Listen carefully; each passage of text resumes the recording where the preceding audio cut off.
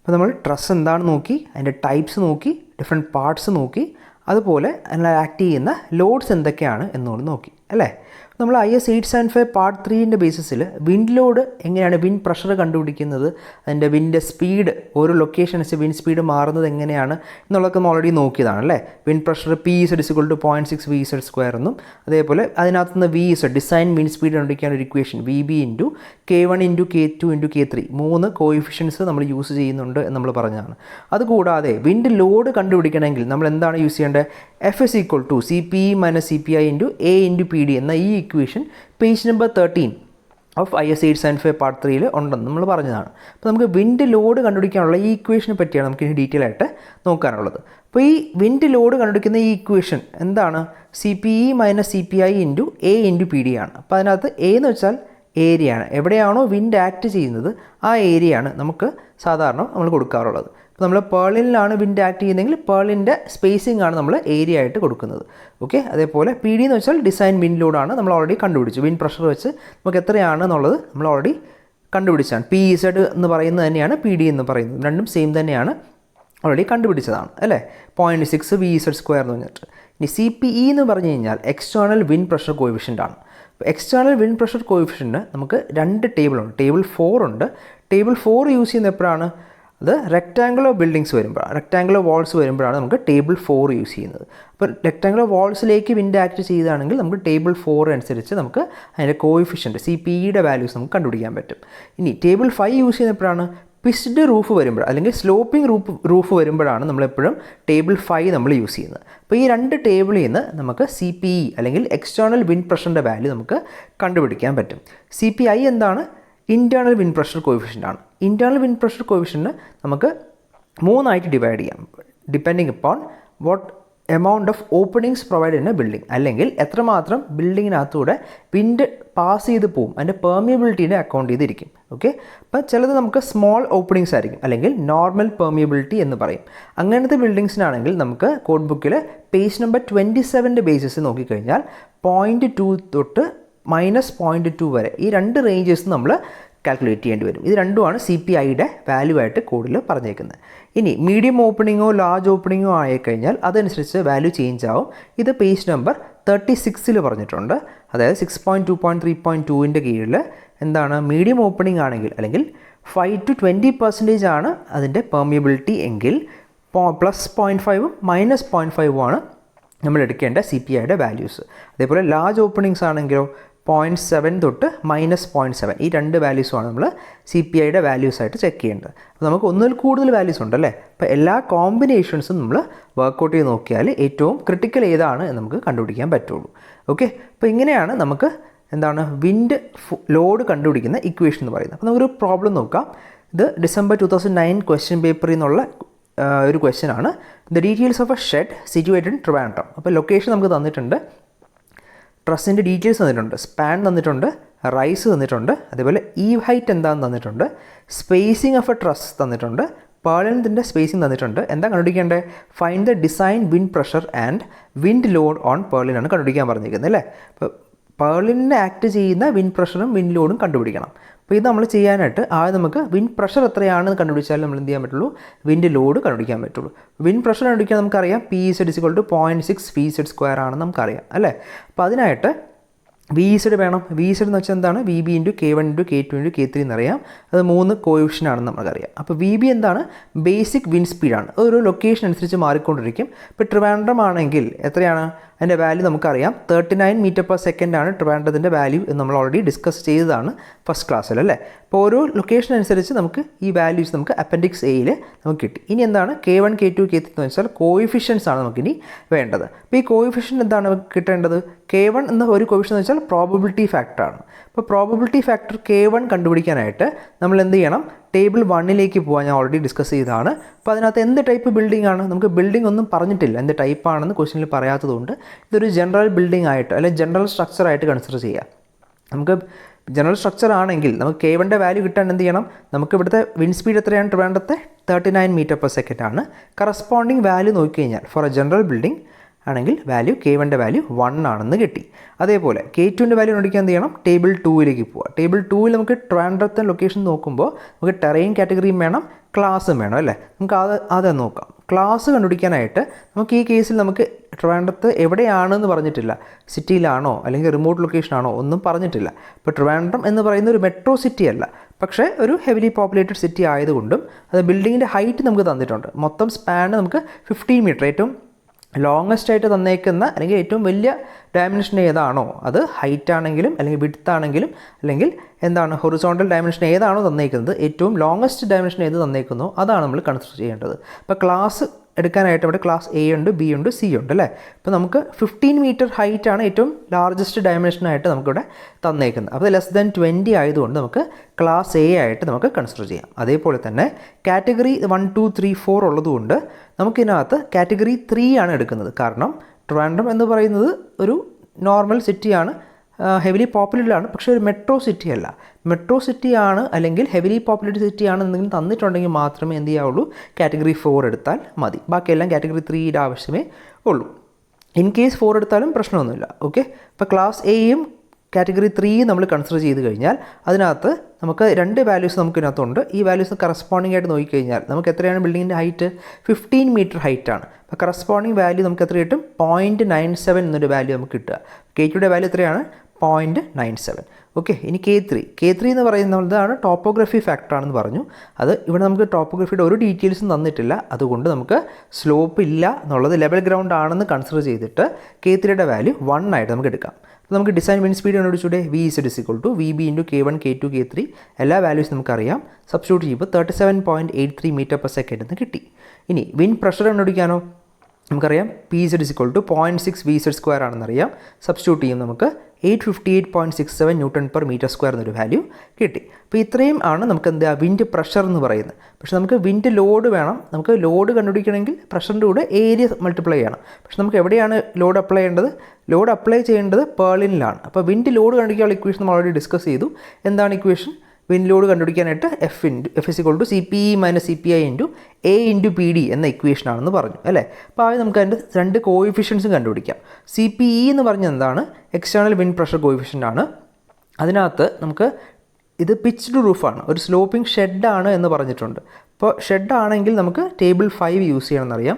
Table 5 നോക്കിക്കഴിഞ്ഞാൽ അതിന് ഒന്നിൽ കൂടുതൽ കാറ്റഗറി ഉണ്ട്. H/W അല്ലെങ്കിൽ H എന്ന് വെച്ചാൽ ഈവ് ഹൈറ്റ് ആണ്, W എന്ന് വെച്ചാൽ സ്പാൻ ഓഫ് എ ട്രസ് ആണ്. ഓക്കെ, അപ്പോൾ ഈ 2 വാല്യൂസും നമുക്ക് സ്പാൻ എന്താണ്, ഈവ് ഹൈറ്റ് എന്താണെന്നുള്ള പിക്ചറൊക്കെ ടേബിൾ 5 കറക്റ്റായിട്ട് കൊടുത്തിട്ടുണ്ട്. അപ്പോൾ ഈ 2 വാല്യൂവിൻ്റെയും റേഷ്യോൻ്റെ ബേസിൽ H/Wൻ്റെ ബേസിസിൽ 3 ആയിട്ട് ക്ലാസിഫൈ ചെയ്തിട്ടുണ്ട്. അപ്പോൾ H/W ആദ്യം കണ്ടുപിടിക്കാം. 8/15 ആണ് Hഉം Wയും സബ്സ്റ്റിറ്റ്യൂട്ട് ചെയ്യുമ്പോൾ 0.533 കിട്ടും. അപ്പോൾ നമുക്ക് 1/2ൻ്റെയും 3/2ൻ്റെയും ഇടയ്ക്കാണ് ഈ വാല്യൂ വന്നേക്കുന്നത് അല്ലേ? അപ്പോൾ നമുക്ക് സെക്കൻഡ് റോ ആണ് നമ്മൾ യൂസ് ചെയ്യേണ്ടത്. അപ്പോൾ സെക്കൻഡ് റോയിൻ്റെ വാല്യൂസാണ് നമുക്കിതിനകത്ത് ടേബിൾ 5ൽ നമ്മൾ യൂസ് ചെയ്യേണ്ടത്. അപ്പോൾ അതവിടെ ഇരിക്കട്ടെ, നമുക്ക് നോക്കാം. അത് കൂടാതെ എന്താ പറഞ്ഞേക്കുന്നത്? അപ്പോൾ സെക്കൻഡ് റോ ഇവിടെ കാണിച്ചിട്ടുണ്ട്. സെക്കൻഡ് റോയിലെ വാല്യൂസ് നമുക്ക് എടുക്കാം. ഇനി ഇതിനകത്ത് നോക്കിക്കഴിഞ്ഞാൽ സെക്കൻഡ് റോയിൽ എന്താ എഴുതിയേക്കുന്നത്?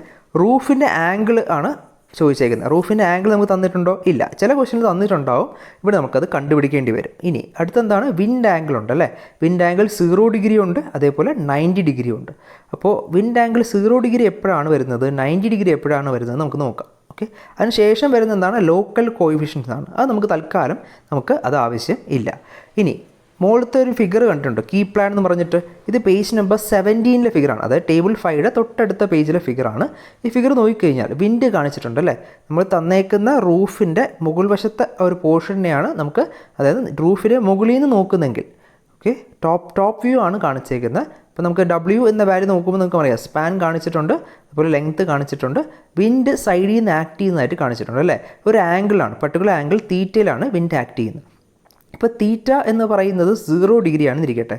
തീറ്റ എന്ന് പറയുന്നത് 0 ഡിഗ്രി ആണെങ്കിൽ വിൻഡ് സൈഡിൽ നിന്ന് ആക്റ്റീവ് അല്ലേ?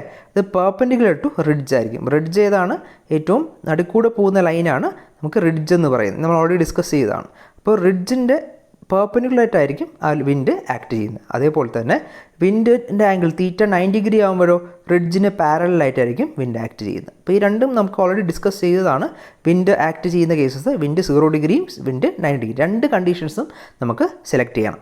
അപ്പോൾ നമുക്ക് ആദ്യം എന്ത് വേണം, നമുക്ക് റൂഫിൻ്റെ ആംഗിൾ വേണം. അത് കിട്ടിയാലേ കറസ്പോണ്ടിങ് ആയിട്ട് വിൻഡിൻ്റെ ആംഗിളിൻ്റെ ബേസിസിൽ നമുക്ക് വാല്യൂസ് കണ്ടുപിടിക്കാൻ പറ്റും. അപ്പോൾ നമുക്ക് ഇയും എഫ് എന്താണ്, വിൻഡ് ആദ്യം 0 ഡിഗ്രി ആണെങ്കിൽ വിൻഡ് ആദ്യം ആക്ട് ചെയ്യുന്നത് എവിടെയായിരിക്കും, ഇയിലും എഫിലും ആയിരിക്കും, ആണ് ഇ എഫ് എന്ന് എടുത്തേക്കുന്നത്. അതിനുശേഷം അത് ജി എച്ചിലേക്ക് പോകും. വിൻഡ് 90 ഡിഗ്രി ആണെങ്കിലോ ആദ്യം ആക്ട് ചെയ്യുന്നത് ഇ ജി എന്ന പോർഷനിലായിരിക്കും, അതിനുശേഷം എഫ് എച്ച് എന്ന പോർഷനിലായിരിക്കും. അപ്പോൾ എല്ലാത്തിലെയും വാല്യൂസ് നമ്മൾ കറക്റ്റായിട്ട് കൺസിഡർ ചെയ്തിരിക്കണം. എന്നിട്ട് ഏറ്റവും ക്രിട്ടിക്കൽ വാല്യൂ ആയിരിക്കും നമ്മൾ എടുക്കാൻ പോകുന്നത്. നോക്കാം. അപ്പോൾ നമുക്ക് ആദ്യം റൂഫിൻ്റെ ആംഗിൾ കണ്ടുപിടിക്കണം. നമുക്ക് റൂഫിൻ്റെ സ്പാൻ 15 ആണെന്നും ഹൈറ്റ് അല്ലെങ്കിൽ പിച്ച് തന്നിരിക്കുന്ന 4 മീറ്റർ ആണെന്നും ഗിവൺ ഡേറ്റ് ആണ്.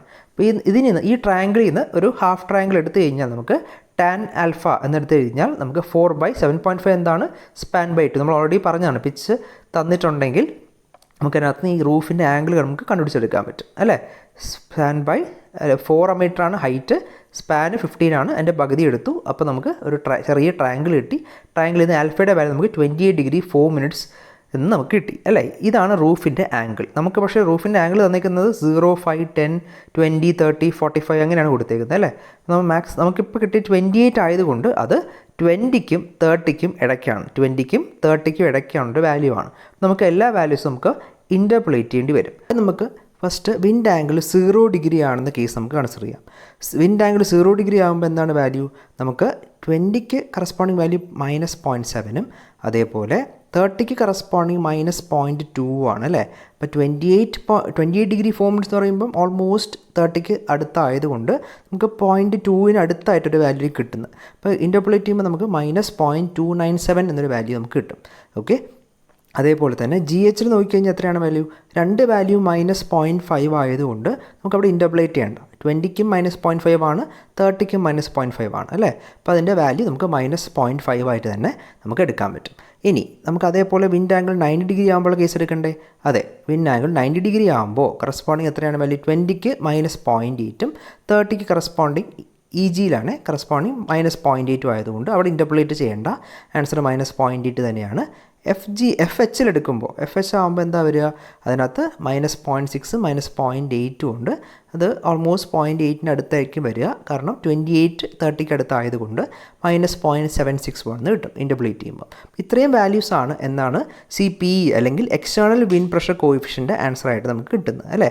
പിന്നെ നമുക്ക് എന്ത് ചെയ്യണം, ഇനി വേണ്ടത് നമുക്ക് ഇൻറ്റേർണൽ വിൻഡ് പ്രഷർ കോഎഫിഷ്യൻ കൂടി വേണം. അപ്പോൾ നമുക്ക് എക്സ്റ്റേണൽ വിൻഡ് പ്രഷർ കോഎഫിഷ്യൻസ് നമുക്ക് ഓൾറെഡി ഇപ്പോൾ നമുക്ക് കിട്ടി. വിൻഡ് ആംഗിൾ 0 ഡിഗ്രിക്കും അതേപോലെ വിൻഡ് ആംഗിൾ 90 ഡിഗ്രിക്കും കറസ്പോണ്ടിങ്ങുള്ള വാല്യൂസ് നമുക്ക് കിട്ടിയിട്ടുണ്ട് അല്ലേ. അതേപോലെ CPI കണ്ടുപിടിക്കാൻ എന്താണ്, ഇൻറ്റേർണൽ വിൻഡ് പ്രഷർ കോഎഫിഷ്യൻ്റ് ആണ് അല്ലേ. ഇതിൻ്റെ വാല്യൂ നമുക്ക് എത്രയാണ് പെർമിയബിലിറ്റി അനുസരിച്ചിരിക്കും. ഇപ്പോൾ വിൻഡ് എത്രയാണ് പെർമിയബിലിറ്റി, ഒരു ഷെഡാണെന്ന് പറഞ്ഞിട്ടുണ്ട്. നമുക്ക് എത്രയാണ് പെർമിയബിലിറ്റി ഒന്നും തന്നിട്ടില്ല. നമുക്ക് അസ്യൂം ചെയ്യാം. ഞാനിവിടെ നോർമൽ പെർമിയബിലിറ്റി അസ്യൂം ചെയ്യുകയാണ്. സാധാരണ ഷെഡ് ആകുമ്പോൾ വേണമെങ്കിൽ ലാർജ് അല്ലെങ്കിൽ ഹ്യൂജ് പെർമിയബിലിറ്റി എടുക്കാം, പ്രശ്നമൊന്നുമില്ല. ഒന്നും തരാത്തത് കൊണ്ട് നിങ്ങൾക്ക് വാല്യൂ അസ്യൂം ചെയ്യാം. ഇവിടെ നോർമൽ പെർമിയബിലിറ്റി അസ്യൂം ചെയ്യുകയാണ് എന്നുണ്ടെങ്കിൽ നമുക്ക് ഏജ് നമ്പർ 27 പറഞ്ഞിട്ടുണ്ട് 6.2.3.1 എന്താ പറഞ്ഞേക്കുന്നത്, നോർമൽ പെർമിയബിലിറ്റി ആണെങ്കിൽ +0.2ഉം -0.2 എന്ന വാല്യൂസാണ് CPI അല്ലെങ്കിൽ ഇൻറ്റേർണൽ വിൻഡ് പ്രഷർ കോഎഫിഷ്യൻ്റ് എടുക്കേണ്ടത് നമുക്ക് പറഞ്ഞിട്ടുണ്ട് അല്ലേ. അപ്പോൾ ഈ വാല്യൂസാണ് ഇവിടെ എടുത്തേക്കുന്നത്. ഇനി എന്താ വേണ്ടേ, വിൻഡ് ഫോഴ്സ് കണ്ടുപിടിക്കണം. പക്ഷേ വിൻഡ് ഫോഴ്സ് കണ്ടുപിടിക്കാൻ നമുക്ക് എന്ത് ചെയ്യണം, ഏരിയ വേണം. ഏരിയയുടെ വാല്യൂ തന്നിട്ടുണ്ടോ, ഇല്ല. അപ്പോൾ നമുക്ക് ഏരിയ തരാത്തത് കൊണ്ട് ഈ ഏരിയനെ ഇപ്രസൈഡിലേക്ക് കൊണ്ടുവരിക. ഫോഴ്സ് ബൈ ഏരിയ എന്ന ടേംസിലാക്കുക. ഫോഴ്സ് ബൈ ഏരിയ എന്താണ്, പ്രഷറാണ് അല്ലേ. അപ്പോൾ ഈ ലോഡ് കാരണം ഉണ്ടാകുന്ന വിൻഡ് പ്രഷർ എന്ന രീതിയിൽ പ്രഷറിൻ്റെ യൂണിറ്റ് എന്താണ്, Nm/m² ആണ്. ആ യൂണിറ്റിൽ തന്നെ നമുക്കത് മെയിൻറ്റെയിൻ ചെയ്യാം. ഇനി അതിനകത്ത് PD എന്ന് പറഞ്ഞ് നമ്മൾ ഓൾറെഡി കണ്ടുപിടിച്ചു. PDയും PZും സെയിം ആണ്. ഡിസൈൻ വിൻഡ് പ്രഷറാണ്. ഡിസൈൻ വിൻഡ് പ്രഷറിൻ്റെ വാല്യൂ 858.67 Nm/m² നമ്മൾ കണ്ടുപിടിച്ചിട്ടുണ്ട് അല്ലേ. ആ വാല്യൂവിൻ്റെ കൂടെ നമ്മൾ എന്ത് ചെയ്യണം, ഈ വിൻഡ് പ്രഷർ കോഎഫിഷ്യൻസ് കൂടി നമ്മൾ മൾട്ടിപ്ലൈ ചെയ്യണം. അപ്പോൾ അതായിട്ട് P = ഇങ്ങനെ ഒരു ഇക്വേഷൻ തന്നിട്ടുണ്ട്. ഈ ഇക്വേഷൻ നമുക്കറിയാം. F/A ഞാൻ പ്രഷറായിട്ട് എടുത്തേക്കാണ്. അതിനകത്ത് CPEയും CPIയുടെ എല്ലാ കോമ്പിനേഷൻസും വർക്കൗട്ട് ചെയ്യുക. CPEയുടെ കുറേ വാല്യൂസ് ഉണ്ട്. Fന് വാല്യൂസ് ഉണ്ട്, GHലെ വാല്യൂ ഉണ്ട്, EGയിലും FGയിലും വാല്യൂ ഉണ്ട്.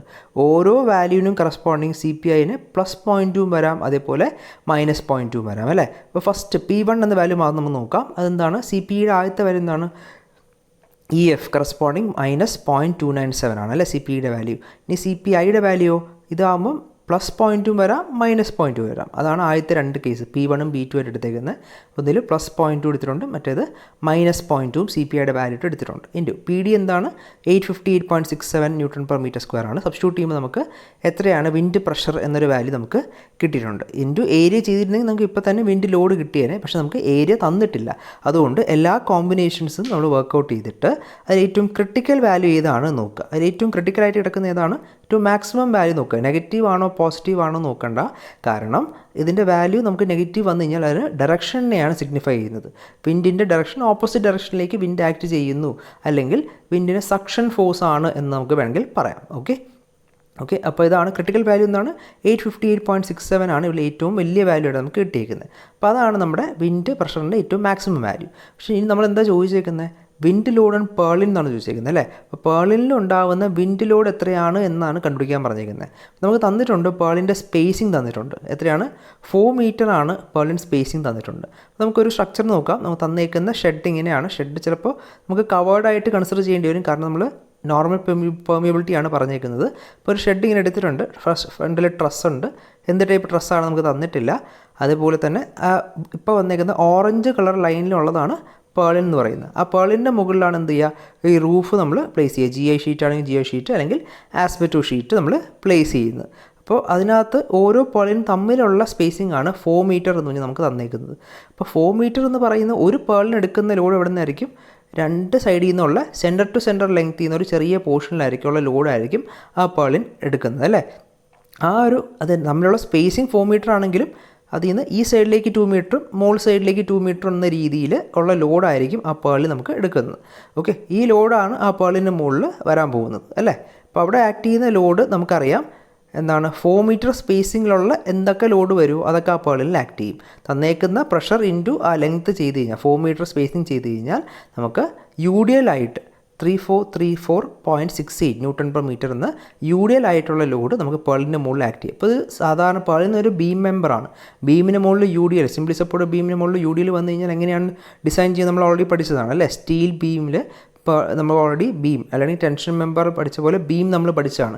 ലാറ്ററലി സപ്പോർട്ട് ബീമും അൺസപ്പോർട്ട് ബീമും പഠിച്ചതാണ്. അപ്പോൾ അതിൻ്റെ മുകളിൽ UDL വന്നു കഴിഞ്ഞാൽ എങ്ങനെയാണ് ഡിസൈൻ ചെയ്യുന്നത് നമ്മൾ ഓൾറെഡി പഠിച്ചതാണ് 4th മോഡ്യൂളിനകത്ത് അല്ലേ. അതേപോലെ നമുക്കിതിനെയും ഡിസൈൻ ചെയ്തെടുക്കാവുന്നതേ ഉള്ളൂ.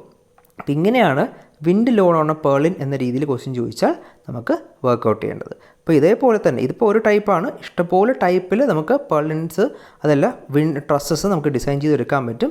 അത് ഓരോ ട്രസ്സിൻ്റെയും പാർട്സ് നമ്മൾ അറിഞ്ഞിരിക്കണം. അതനുസരിച്ച് ഏത് ടൈപ്പ് ട്രസ്സാണോ ആ ട്രസ്സിനകത്ത് വരുന്ന വിൻഡ് ലോഡ് കണ്ടുപിടിക്കാനായിട്ട് ടോട്ടൽ വിൻഡ് പ്രഷർ കണ്ടുപിടിച്ചിട്ട് CP - CPI രണ്ട് കോഎഫിഷ്യൻ്റ് കണ്ടുപിടിച്ച് നമുക്ക് വർക്കൗട്ട് ചെയ്യാൻ പറ്റും. അതുകൂടാതെ നമുക്ക് എന്ത് ചെയ്യണം, പേർലിൻ്റെ മുകളിൽ ലോഡ് ചോദിച്ചിട്ടുണ്ടെങ്കിൽ ആ പേർലിൻ്റെ സ്പേസിങ് വെച്ചതിനെ മൾട്ടിപ്ലൈ ചെയ്യുക. ഇത്രയും കാര്യങ്ങൾ ഓർമ്മിച്ചിരിക്കുക. ഓക്കെ.